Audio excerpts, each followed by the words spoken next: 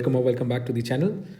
आज हम जो लॉ प्राइमर सीरीज़ है उसके 4th लेक्चर पे हैं। आज का हमारा टॉपिक है void agreements and performance. I hope अब तक जो हमने लेक्चर्स लिए हैं उसको आपने देख लिया होगा, रिवाइज़ कर लिया होगा, बिकॉज वही कॉन्सेप्ट्स आगे अब जो भी लेक्चर्स आ रहे हैं उसमें यूज़ होंगे। So I hope you are well prepared with this. ये आज का ओवरव्यू है। आज हम पढ़ने वाले हैं 9 types of void agreements, obligation of parties to perform the contract, time as essence of the contract and doctrine of restitution. सबसे पहले आते हैं वॉइड अग्रीमेंट्स पे। According to section 2G of the Indian contract act, an agreement not enforceable by law is called void. ये हमें पता है। अब वॉइड अग्रीमेंट्स की लिस्ट देखते हैं कि कौन कौन से अग्रीमेंट्स को हम वॉइड कंसिडर करते हैं। सबसे पहले सेक्शन 23 में है every agreement in which consideration is unlawful is void, यानी कि कंसिडरेशन की बात हो रही है। जहाँ पे कंसिडरेशन अनलॉफुल होगा उसको हम वॉइड समझेंगे। दूसरा, considerations without contracts without consideration, यानी कि वो कॉन्ट्रैक्ट्स जहाँ पे कंसिडरेशन है ही नहीं, इसमें अनलॉफुल है लेकिन इसमें है ही नहीं, उसको भी वॉइड कंसिडर करेंगे हम under section 25। Then there are agreements which are in restraint of marriage, ठीक है, वो जो हैं वॉइड रहेंगे। Agreements in restraint of trade, agreements in restraint of legal proceedings, uncertain agreements, wagering agreements, agreement contingent on impossible event and agreement to do an impossible act. ये हम सारे एक एक करके डिटेल में देखते हैं। सो कॉन्ट्रैक्ट्स विद अनलॉफुल कंसिडरेशन, जो सबसे पहले वाला पॉइंट था अनलॉफुल कंसिडरेशन वाला, उसको देखते हैं। द कंसिडरेशन और object of an agreement is lawful unless, एक कंसिडरेशन और ऑब्जेक्ट को लॉफुल माना जाएगा अनलेस उसमें ये सारी चीज़ें जो अभी हम पढ़ेंगे ये प्रेजेंट ना हो, तो उसको हम लॉफुल मानेंगे। वो कौन सी चीज़ें हैं? एक तो वो फॉरबिडन बाय लॉ नहीं होना चाहिए, यानी कि जो आप जिस ऑब्जेक्ट के लिए आप कॉन्ट्रैक्ट बना रहे हैं या जो उसमें कंसिडरेशन रख रहे हैं कंप्लीट करने की, वो किसी लॉ के द्वारा प्रोहिबिटेड या फॉरबिडन नहीं होना चाहिए। दूसरा, उसका नेचर ऐसा नहीं होना चाहिए कि वो किसी लॉ की प्रोविज़न को डिफीट कर रहा है या उसके कॉन्ट्राडिक्टरी है या फिर वो फ्रॉडुलेंट है। इसके अलावा उसकी वजह से किसी इंसान को या प्रॉपर्टी को इंजरी नहीं होनी चाहिए, यानी कि उसका ऑब्जेक्टिव या कंसिडरेशन ये नहीं होना चाहिए that it will cause injury to any person और प्रॉपर्टी। उसके बाद it should not be immoral और अपोज टू पब्लिक पॉलिसी। ये डिसाइड कौन करेगा? कोर्ट डिसाइड करेगा वेदर एन एक्ट और object of the contract is immoral और अगेंस्ट एनी पब्लिक पॉलिसी। इन सारी सिचुएशंस में जो अभी तक हमने केसेस देखे हैं, अगर इसमें से कुछ भी प्रेजेंट होता है कॉन्ट्रैक्ट में, चाहे वो कंसिडरेशन के मामले में हो चाहे वो ऑब्जेक्ट में हो, तो उसको हम वॉइड ही मानेंगे। ठीक है, इलस्ट्रेशन देखते हैं। जैसे कि A agrees to let her daughter to hire to be for concubinage, ठीक है, द अग्रीमेंट इज वॉइड। ठीक है, जैसे कि उसको हम इमोरल मानेंगे तो उसको वॉइड बता दिया जाएगा। दूसरी एग्जांपल देखते हैं। A, B and C enter into an agreement for the division among them of gains acquired by fraud. A, B, C ने कॉन्ट्रैक्ट किया कि हम जो गेन्स या प्रॉफिट्स निकालेंगे किसी के साथ फ्रॉड करके उसको बांट लेंगे, जैसे भी बांटेंगे उसके लिए उन्होंने अग्रीमेंट बनाया। अब जैसे इसका ऑब्जेक्टिव जो है कॉन्ट्रैक्ट का वो अनलॉफुल है, तो इसकी वजह से ये वाला कॉन्ट्रैक्ट जो है कभी बन नहीं पाएगा, ये अग्रीमेंट ही रहेगा और ये वॉइड होगा, इसलिए इसको बोलेंगे वॉइड अग्रीमेंट। अब देखते हैं सेकंड कैटेगरी, जहाँ पे कॉन्ट्रैक्ट्स जो हैं जिसमें कंसिडरेशन है ही नहीं। ठीक है, तो अगर किसी में कंसिडरेशन नहीं है तो उसको तो हम कॉन्ट्रैक्ट मानेंगे नहीं, ये नॉर्मल रूल है।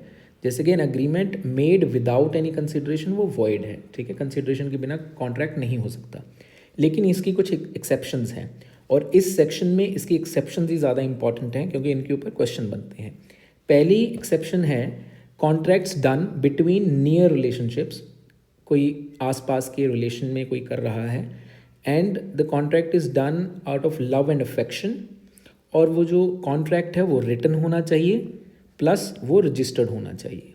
अगर ये चार चीज़ें प्रेजेंट हैं, that it is the contract is done between parties which are at near relationship to each other, and the contract is made or done out of love and affection, and it is written plus registered, तो फिर वो जो contract होगा valid होगा चाहे उसमें कोई consideration नहीं है। ये पहली एक्सेप्शन है।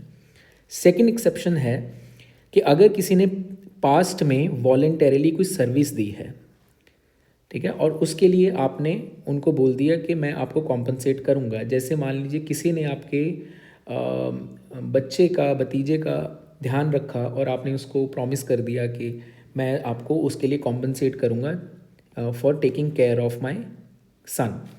तो उस केस में वो उन्होंने वॉलेंटरीली किया था। अब आपने उनको प्रॉमिस कर दिया कि मैं आपको कॉम्पनसेट करूँगा, तो यहाँ पे और कंसिडरेशन की ज़रूरत नहीं है और यहाँ पे जो कॉन्ट्रैक्ट है उसको वैलिड मान लिया जाएगा, ठीक है। तो इस केस में भी कंसिडरेशन की, प्रेजेंट कंसिडरेशन की ज़रूरत नहीं है। थर्ड है, अगर आप टाइम बार्ड डेट को एक्नॉलेज करता है। टाइम बार्ड डेट होता है जहाँ पे लिमिट दी हुई है डेट की कि इतने टाइम में आप वो डेट मांग सकते हो, लेकिन वो उस लिमिट से आगे टाइम बढ़ चुका है। तो उस सिनेरियो में जिस बंदे को डेट पे करना है, डेट पेयर, वो जो है अगर वो एक्नॉलेजमेंट देता है रिटर्न में, ठीक है, that yes I need to pay you, तो अगर वो एक्नॉलेजमेंट है, और वो एक्नॉलेजमेंट दो चीज़ें होनी चाहिए, एक तो रिटर्न होना चाहिए प्लस वो साइंड होना चाहिए उस पर्सन के द्वारा या फिर उसके ऑथराइज्ड एजेंट के द्वारा। अगर वो रिटन और साइंड है तो ये वाला जो एक्नॉलेजमेंट है इसको कॉन्ट्रैक्ट मान लिया जाएगा, दैट दिस पर्सन, और वो जो टाइम लिमिट ख़त्म हो चुका था वो दोबारा से रिन्यू हो जाएगा, ठीक है। तो ये थर्ड एक्सेप्शन है, where consideration is not required. एक acknowledgement which is written plus signed, उसको कॉन्ट्रैक्ट मान लिया जाएगा without any consideration from the person जिसको वो एक्नॉलेजमेंट दे रहा है। चौथी एक्सेप्शन है जहाँ पे एजेंसी क्रिएट करनी होती है, यानी कि प्रिंसिपल एजेंट रिलेशनशिप अगर बन रहा है तो ज़रूरी नहीं है प्रिंसिपल एजेंट, जो प्रिंसिपल है एजेंट को कुछ कंसिडरेशन में दे, वो बिना किसी कंसिडरेशन के भी किसी इंसान को अपना एजेंट रख सकता है, यानी कि विदाउट पे और एनीथिंग एल्स वो एजेंट रख सकता है। तो यहाँ पे भी कंसिडरेशन की ज़रूरत नहीं है। ये चौथी एक्सेप्शन है। अब हम आते हैं नेक्स्ट पॉइंट पे, agreements in restraint of marriage. वो अग्रीमेंट जो मैरिज को किसी भी तरीके से रोकते हैं वो वॉइड है। Every agreement in restraint of the marriage of any person other than a minor. Minor के अलावा अगर किसी और की मैरिज में रिस्ट्रेंट लग रहा है तो वो जो कॉन्ट्रैक्ट हुआ वॉइड हो जाएगा। लेकिन अगर माइनर की शादी को रोकने के लिए कोई कॉन्ट्रैक्ट है वो वैलिड है, ठीक है। यहाँ पे रिस्ट्रेंट जो हमने शब्द यूज़ किया है इसमें दोनों टाइप का रिस्ट्रेंट है, एब्सोल्यूट रिस्ट्रेंट भी है और पार्शियल रिस्ट्रेंट भी है। यानी कि आप ये भी बोल सकते हो कि आप कभी शादी करोगे ही नहीं, और आप ये भी बोल सकते हो कि आप सिर्फ सी से शादी करोगे। तो दोनों ही सिनेरियोज इसमें कॉन्ट्रैक्ट को वॉइड बनाते हैं। So restraint includes restriction as to person और एज टू द ड्यूरेशन और एज टू बोथ, कि आप इतने समय तक शादी नहीं करोगे या आप इसी इंसान से शादी करोगे, दोनों ही रिस्ट्रेंट में काउंट किए गए हैं। इसमें एग्जाम्पल देखते हैं हम। A enters into an agreement with B that he will only marry C, वो सिर्फ सी से शादी करेगा, no one else if B gives him 1 lakh rupees. अगर वो उसको 1 लाख रुपये दे देता है तो वो सिर्फ सी से शादी करेगा और किसी से नहीं करेगा। तो ये जो अग्रीमेंट है ये वॉइड है, ठीक है, because you can't make an agreement in which there is restraint on marriage. आगे चलते हैं।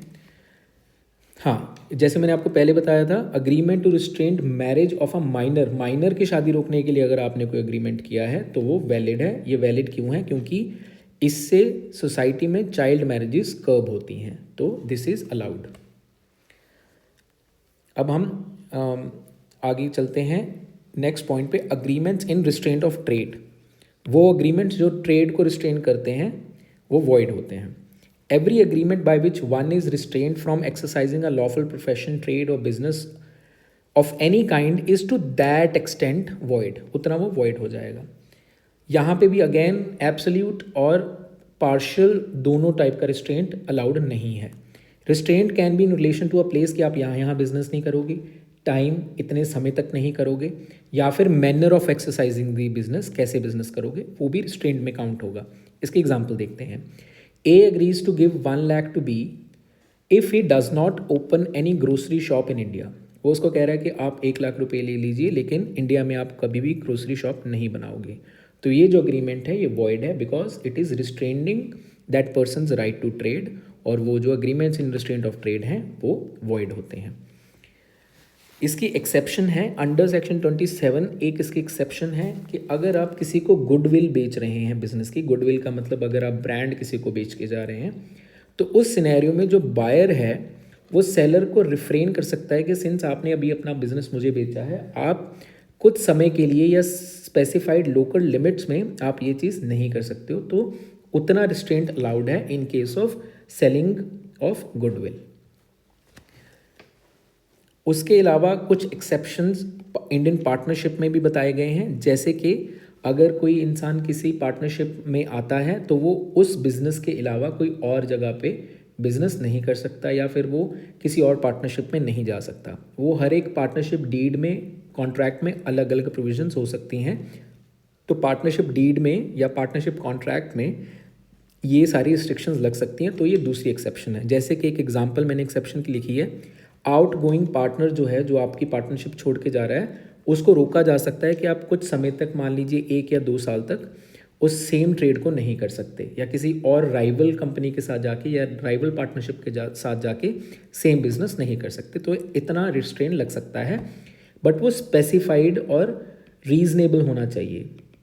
ठीक है, रीजनेबल टर्म बहुत इंपॉर्टेंट है, रीजनेबल होना चाहिए, रीजनेबल रिस्ट्रेंट होना चाहिए।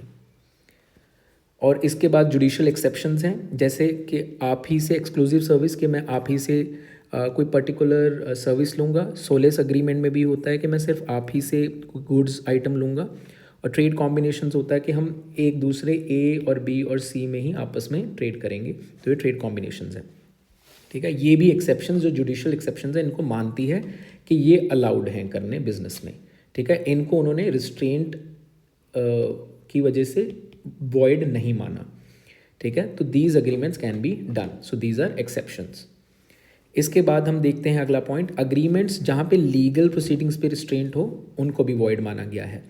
Every agreement by which any party thereto is restricted absolutely from enforcing his rights under or in respect of any contract by the usual legal proceedings in the ordinary tribunals, or which limits the time within which he may thus enforce his rights। यानी कि दोनों चीज़ें cover की गई हैं। एक तो कि अगर आपका कॉन्ट्रैक्ट में ऐसी कोई प्रोविज़न है जो कि किसी राइट को इन्फोर्स करने से एब्सोल्यूटली रोक रही है, या फिर उस कोई भी लीगल प्रोसीडिंग्स यूज़ करने से रोक रही है, या फिर टाइम लिमिट में कटौती कर रही है या उसमें चेंज कर रही है, that within this time limit only you can go to the court, तो वो भी सारी प्रोविजंस जो हैं वो वॉइड मान ली जाएंगी, तो कॉन्ट्रैक्ट जो है वॉइड हो जाएगा। दूसरा उसका सबसेक्शन है विच एक्सटिंग्विशेस द राइट, जो किसी का राइट ख़त्म करता है। ऐसा कॉन्ट्रैक्ट जो किसी का राइट एक्सटिंग्विश कर देगा या डिस्चार्ज कर देगा from any liability under or in respect of any contract on the expiry of a specified period so as to restrict any party from enforcing his rights, वो भी void होगा।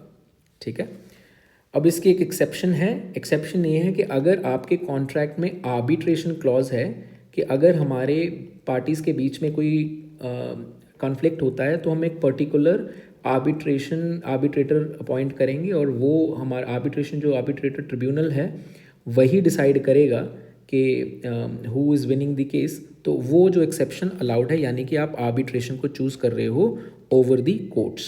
ठीक है, दिस इज़ अलाउड। उसके बाद हम बात करते हैं अनसर्टन अग्रीमेंट्स की। ये भी वॉइड है। अग्रीमेंट्स जिनका मीनिंग सर्टन नहीं है, यानी कि उसकी जो प्रोविजंस हैं वो क्लियरली बता नहीं रहे हैं कि वो क्या डिमांड कर रहे हैं, और ना ही वो केपेबल है मेक सर्टन होने के, तो उस सिनेरियो में जो कॉन्ट्रैक्ट है वॉइड मान लिया जाएगा। इसकी एग्जांपल है, जैसे मान लीजिए ए बी को बोलता है कि मैं तुम्हें 100 टन्स ऑफ ऑयल दूंगा। अब जो ऑयल है ये इसमें क्लियर नहीं है। ठीक है, तो अगर ऑयल का पता नहीं चलेगा तो फिर जो कॉन्ट्रैक्ट में कंसेंसस एडिडम नहीं हुआ, मीटिंग ऑफ द माइंड्स नहीं हुआ, तो हम मानेंगे कि ये जो अनसर्टनिटी है ये रिजॉल्व नहीं हो सकती, तो ये कॉन्ट्रैक्ट जो है वॉइड हो जाएगा। ठीक है, अब दूसरी एग्जांपल है कि ए एग्री करता है सेल करने के लिए बी को एक वाइट हॉर्स फॉर 500 रुपीज़ और 1000 रुपीज़। अब यहाँ पे दो प्राइजेस बता दिए उसने, 500 और 1000। अब इसमें क्लियर नहीं हो सकता कि दोनों प्राइजेस में से कौन सा प्राइस है, तो ये कॉन्ट्रैक्ट जो है वॉइड हो जाएगा। इसके बाद आते हैं वेजरिंग एग्रीमेंट्स। वेजरिंग एग्रीमेंट्स में क्या होता है कि बेट होती है, और जो बेट होती है वो एक अनसर्टेन इवेंट पे होती है। ठीक है, कि जिसका ये नहीं पता है कि 50-50% येस भी हो सकता है, नो भी हो सकता है, तो इसके म्यूचुअल चांसेस होते हैं। यानी कि अगर दो पार्टी कर रहे हैं तो एक विनर होगा और एक लूज़र होगा, और जो दोनों पार्टीज़ हैं उनका उस इवेंट पे कोई कंट्रोल नहीं होता है। ठीक है, और ना ही उस बेट के अलावा उनका विनिंग और लूजिंग में कोई और इंटरेस्ट है। जैसे कि एक सिंपल एग्जांपल है कि ए अग्री करता है कि मैं तुम्हें 10,000 दूंगा अगर इंडियन क्रिकेट टीम मैच जीत जाती है, ठीक है, और B will give the amount if India loses the match. अब यहाँ पे इनका इस मैच की बेटिंग के अलावा कोई और इंटरेस्ट नहीं है, तो ये चारों चीज़ें कंप्लीट होती हैं कि अनसर्टेन इवेंट है, पता नहीं कौन जीतेगा, म्यूचुअल चांसेस हैं, एक जीतेगा एक हारेगा, और दोनों का कोई कंट्रोल नहीं है, और इनका इस फाइनेंशियल मोटिव के अलावा कोई और इंटरेस्ट नहीं है in their winning and losing. तो यहाँ पे हम बोलेंगे कि ये एग्रीमेंट क्या हो गया, वेजरिंग एग्रीमेंट हो गया, सो it is void. I hope आपको क्लियर हो गया होगा। इसकी एक एक्सेप्शन है, हॉर्स रेसिंग में अगर आप किसी हॉर्स राइडर को या हॉर्स को स्पॉन्सर करते हैं, कंट्रीब्यूट करते हैं, which will be given to that person और द हॉर्स एज रिवॉर्ड, तो वहाँ पे विनर्स ऑफ हॉर्स रेसेस के लिए अगर कोई स्पॉन्सरशिप या कंट्रीब्यूशन या सब्सक्रिप्शन है तो वो अलाउड है, it will not be considered as wagering. ठीक है, अगला पॉइंट है कंटिजेंट ऑन इम्पॉसिबिलिटी। अगर कोई कॉन्ट्रैक्ट किसी इम्पॉसिबिलिटी के ऊपर टिका हुआ है, ठीक है, तो वो जो कॉन्ट्रैक्ट जो अग्रीमेंट है वो कभी कॉन्ट्रैक्ट नहीं बनेगा, it will stay void. Contingent agreements to do और not to do anything if impossible event happens. अगर वो कहते हैं कि अगर ये इवेंट हुआ तब हम कॉन्ट्रैक्ट जो है इसको कंप्लीट फुलफिल कर देंगे, तो लेकिन जो इवेंट है वो इम्पॉसिबल है, वो हो ही नहीं सकता है, चाहे अब ये पार्टीज़ को पता हो चाहे ना पता हो, तो वो फिर भी वो जो अग्रीमेंट है वो वॉइड ही माना जाएगा, क्योंकि there is no possibility of this event happening. तो अगर कोई कॉन्ट्रैक्ट किसी इवेंट पे बेस्ड है जो कि इम्पॉसिबल है होना, तो उसको हम मानेंगे ये जो कंटिजेंट अग्रीमेंट है on impossibility, it can not be done, so it is a void agreement. एक बार पढ़ के बताता हूँ मैं आपको। कंटिजेंट अग्रीमेंट्स टू डू और not to do anything if any impossible event happens are void whether the impossibility of the event is known or not known to the parties to the agreement at the time when it is made। चाहे उनको पता है कि ये impossible है, चाहे नहीं पता है कि इम्पॉसिबल है, बट अगर इवेंट इम्पॉसिबल है तो उनका जो अग्रीमेंट बना है उस इवेंट के ऊपर बेस्ड वो अग्रीमेंट वॉइड हो जाएगा, it will not become a contract. इसकी एग्जाम्पल है कि मान लीजिए ए बी को बोलता है कि मैं तुम्हें 1,000 रुपये दे दूंगा अगर 2 स्ट्रेट लाइन्स मिल जाएंगी, अगर 2 स्ट्रेट लाइन्स मिल जाएंगी then I will give you 1,000 rupees. अब हमें पता है कि ये जो इवेंट है ऑफ 2 स्ट्रेट लाइन्स मीटिंग ये इम्पॉसिबल है, तो इस केस में हम बोलेंगे ये जो अग्रीमेंट है ये वॉइड है। दूसरी एग्जाम्पल देख लेते हैं। ए अग्री करता है बी को 1,000 रुपीज़ देना if B will marry A's daughter C, ठीक है, बट जो सी है उस समय तक मर चुकी है, तो सिंस सी मर चुकी है तो ये जो अग्रीमेंट है ये फुलफिल हो ही नहीं सकता, because it is contingent on an impossibility. अब मरे, since C is dead so A can not marry C, sorry B can not marry C, तो इस सिनेरियो में जो अग्रीमेंट है वॉइड हो जाएगा। ठीक है, सिमिलरली इम्पॉसिबल अग्रीमेंट्स जो इम्पॉसिबिलिटी अपने आप में इम्पॉसिबल हैं करने, वो भी वॉइड हैं। जैसे कि ए अग्री करता है बी को कि मैं तुम्हें ट्रेजर ढूंढ के दे दूंगा बाय यूजिंग मैजिक। अब since this act itself is impossible, act is impossible in itself, वो एक्ट हो ही नहीं सकता है, तो यहाँ पे वो जो अग्रीमेंट है वो वॉइड हो जाएगा। इन दोनों में प्लीज़ कंफ्यूज मत होइएगा। 36 में जो कॉन्ट्रैक्ट है या अग्रीमेंट है, it is contingent on an impossible event happening, एक इम्पॉसिबल इवेंट पे कंटिजेंट है, ठीक है, इम्पॉसिबल इवेंट पे कंटिजेंट है, लेकिन यहाँ पे जो एक्ट है वही इम्पॉसिबल है। ठीक है, an agreement to do an act impossible in itself, कि मैं ट्रेजर करके मैं मैजिक करके ट्रेजर ढूंढ लूँगा, ये अपने आप में इम्पॉसिबिलिटी, तो यहाँ पे जो अग्रीमेंट है वो वॉइड हो जाएगा। ठीक है, दोनों को ध्यान से पढ़िएगा, आपको समझ आ जाएगा। 36 and section 36 and 35, sorry 36 and 56। इसके बाद हम बात करते हैं परफॉर्मेंस ऑफ कॉन्ट्रैक्ट की। परफॉर्मेंस ऑफ कॉन्ट्रैक्ट में 2 चीज़ें ध्यान रखनी है हमें। एक के कई परफॉर्मेंसेस में, कई कॉन्ट्रैक्ट्स में परफॉर्मेंस जो है वो टाइम बाउंड मैनर में होनी चाहिए, वो सेक्शन 55 में लिखा हुआ है, जहाँ पे हम बोलते हैं कि टाइम जो है वो एसेंस का है, that the time is essence of the contract, कि अगर टाइम पे वो चीज़ नहीं हुई तो उसका कोई मीनिंग रह नहीं जाएगा। तो अगर ऐसा कोई कॉन्ट्रैक्ट है where time is of essence and जो पार्टी है वो फेल कर जाती है परफॉर्म करना अपना प्रॉमिस उस डिसाइडेड टाइम में, तो वो जो अग्रीमेंट है वो वॉइडेबल हो जाता है eight the option of the person जिसको वो टाइम बाउंड मैनर में चाहिए था, ठीक है। और सिमिलरली जहाँ पे टाइम जो है वो एसेंस का नहीं है, वहाँ पे जो प्रॉमिस जो अग्रीव्ड पार्टी है वो सिर्फ कॉम्पनसेशन ही क्लेम कर सकती है। यहाँ पे जो कॉन्ट्रैक्ट है वो वॉइडेबल नहीं होता है, ठीक है। यहाँ पे कॉन्ट्रैक्ट अग्रीमेंट जो है वो वॉइडेबल हो जाता है, लेकिन जहाँ पे टाइम एसेंस नहीं है कॉन्ट्रैक्ट का, वहाँ पे सिर्फ कॉम्पनसेशन मिलती है। तो ये डिफरेंस है उन परफॉर्मेंसेज में जहाँ पे टाइम एसेंशियल है और कहाँ पे टाइम एसेंशियल नहीं है। तो प्लीज़ देख लीजिएगा इसको। इसके एग्जांपल देखते हैं कि A enters into an agreement with B to supply later wedding dress, ठीक है। मैं आपको वेडिंग ड्रेस दे दूंगा बाय 5 जनवरी, क्योंकि उनकी जो शादी है वो 6 जनवरी को है, लेकिन ए डिलीवर करता है ड्रेस 8 जनवरी को। और सिंस उसकी अब शादी हो ही चुकी है तो 8 जनवरी को मैटर नहीं करता उसने वेडिंग ड्रेस दी या नहीं दी। अब सिंस यहाँ पे time is essence of the contract, तो at the option of the person जिसकी वेडिंग ड्रेस बन रही है, वो जो कॉन्ट्रैक्ट है वो वॉइडेबल हो जाता है।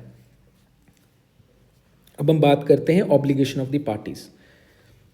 सेक्शन 37 में बोलता है कि जो पार्टीज़ हैं कॉन्ट्रैक्ट की, वो या तो परफॉर्म कर देंगी जो उनको करना है उस कॉन्ट्रैक्ट के लिए, या फिर वो ऑफर करेंगी टू परफॉर्म, ठीक है, कि बताइए कैसे किया जाए ये, ठीक है। दोनों में से कुछ चीज़ भी उनको करनी ज़रूरी है, या तो वो सीधा परफॉर्म ही कर देंगे इफ़ इट इज़ पॉसिबल कि उनको पता ही है कैसे करना है। अगर कुछ ऐसी चीज़ है कि वो उनको लगता है कि आई शुड आस्क फर्स्ट, तो पहले ऑफर कर सकते हैं that I am offering you to that I am going to perform your contract, so let me do it, ठीक है।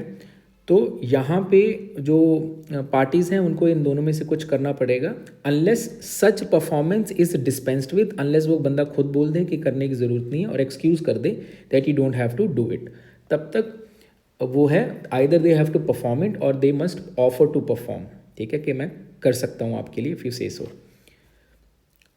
अब हम बात करते हैं डॉक्ट्रिन ऑफ रेस्टिट्यूशन की। डॉक्ट्रिन ऑफ रेस्टिट्यूशन सेक्शन 65 में लिखा हुआ है, जहाँ पे ये बोला गया है कि जहाँ पे आप डिस्कवर कर लेते हो कि एक जो अग्रीमेंट है वॉइड है, और या फिर ऐसे सिचुएशन यहाँ पे कॉन्ट्रैक्ट आगे जाके वॉइड हो जाता है, तो ऐसे सिनेरियो में अगर कुछ ट्रांजैक्शन ऑलरेडी हो गई है या किसी पार्टी को कोई बेनिफिट मिल गया है या एडवांटेज मिल गया है, तो उस सिनेरियो में वो जो एडवांटेज रिसीव हुआ है, ठीक है, that person is bound to restore it to the person जिससे उसको वो मिला है, और to make compensation for it. या तो अगर वो रिटर्नेबल चीज़ है तो वो रिटर्न कर देगा, रिस्टोर कर देगा, अगर रिस्टोरेबल नहीं है, रिटर्नेबल नहीं है, तो उसको उसके लिए कॉम्पनसेट करना पड़ेगा टू द अदर पार्टी जिसका कॉन्ट्रैक्ट वॉइड होने से या अग्रीमेंट ऑलरेडी अगर वॉइड था उसकी वजह से कोई नुकसान हुआ है। So with this we come to an end to this lecture. Please stay in highest of your energies and keep watching these videos, and also do put down some comments so that I know how fast should I be going with these videos. I'll see you very soon. You can contact us at the given number. I'll be happy to help you.